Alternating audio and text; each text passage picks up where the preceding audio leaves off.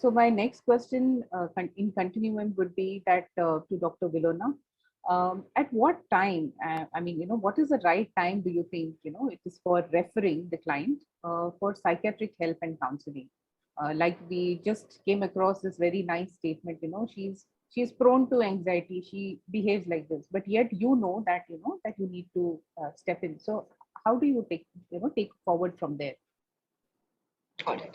Um, so, Correct. so I would say one important tool that we in mental health or anybody who's working in mental health has is the history. That's like our strongest tool. That's what we use to identify what the concerns are, and that also helps us see whether it is meeting diagnostic criteria for certain disorders. Right. But for anybody, even a layperson, I would say there could be certain red flags that you could look at as pointers to say, okay, this person needs medical help. Okay. Okay. The first thing would be the intensity of the symptoms. How intense are the symptoms that the person is experiencing, right? Right. If somebody comes to me saying that they are feeling low, they are feeling like crying, or they're feeling like there is really no point in living almost every day, I would say the intensity is significantly high. Right. Vis-a-vis somebody who says that, okay, once in a few days or once in a 2 or 3 weeks, I get the thought, I would definitely think that the intensity in the first case was much higher. So, how intense the symptoms are would be one red flag. How long the person has been struggling with it. Right. So, a person could have been going through the symptoms for many, many months by the time they reach you. So, Right. how long have these thoughts been coming to you? Even, the idea that बहुत महीने से thought है, that means the person might not actually do something, is Hmm. very, very wrong, because sometimes it just takes a snap of a second for the person to reach that point where they feel कि, okay, I cannot continue it any further, right? So Absolutely. the longevity of the symptoms would definitely be another indicator. Right. How much are their biological functions affected, like sleep, appetite, their bowel bladder functions, in case of females, periods, how much is this affected? Hmm. These are an important indicator of the state of health of the person. Yeah. Okay. In mental health, because the mind operates on all our social and occupational functioning, how much is the social and occupational functioning affected? Is the Right. person going to work? Is the person able to get out of bed and do basic things like brushing their teeth, getting ready for the day, following their routine? If they were somebody who loved exercising, are they exercising?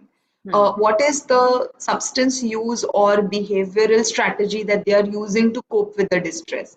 Very Are they important. trying to smoke, drink, Hmm. smoke up, use some particular substance to compensate for the distress that they feel? Because it could be that the person says that I don't have any problem but is drinking every day, right? Hmm. That could be an indicator that there is a problem deep down. Absolutely. And right now we also have the bevy of social media and internet and gaming related addictions that we're seeing. So any behavior that the person is using to compensate for the concerns, if they voice any suicidal thoughts or self harm, that should also be a red flag. Hmm. Another red flag would be aggression, whether it is directed towards themselves in a passive aggressive manner, or whether it is directed towards others. So, any kind of aggression would be a red flag for me, and an extreme withdrawal from what they would otherwise be doing. So, a child who's supposed to be studying, not able to go to school, not able to attend classes, not able to study, would be a red flag for me. Right. I'm really sometimes amazed by the number of months or years parents will wait for a child who is refusing to go to college Hmm. before bringing them to a psychiatrist. They will in fact do everything else. They will talk to the teachers, they will talk to the friends, they will talk to the religious experts, they will talk to everybody, and then after a lot of there is no use in all these things, then they will finally come to us. So I would say these are definite red flags, and if anybody around you is struggling through any of this, it would be a good idea to bring them to a mental health professional. Absolutely. One more factor that I think we need to keep in mind is if the person is taking professional help from somebody, okay, Mhm. whether it is a psychotherapist, whether it is a psychiatrist, if they are taking help from somebody and over a period of 3 to 6 months they see no change in the status, I would say even that is a red flag. They need to look at getting a second opinion and seeing what else can be done about the situation. Absolutely, absolutely, Yeah. absolutely. Wonderful. Thank you so much, Dr. Vilona, for that lovely thoughts that you have put forth, and the red flags that you have so rightly put forth. Uh, Pleasure.